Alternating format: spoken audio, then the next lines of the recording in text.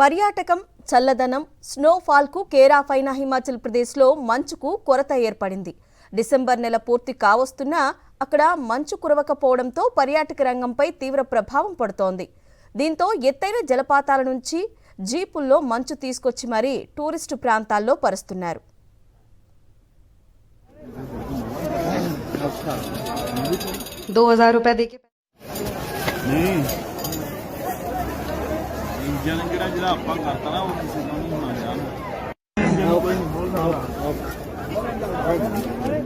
హిమాచల్ ప్రదేశ్లోని కులు మనాలిలో సహజ హిమపాతాన్ని చూసేందుకు ఏటా వేలాది మంది పర్యాటకులు వెళ్తుంటారు.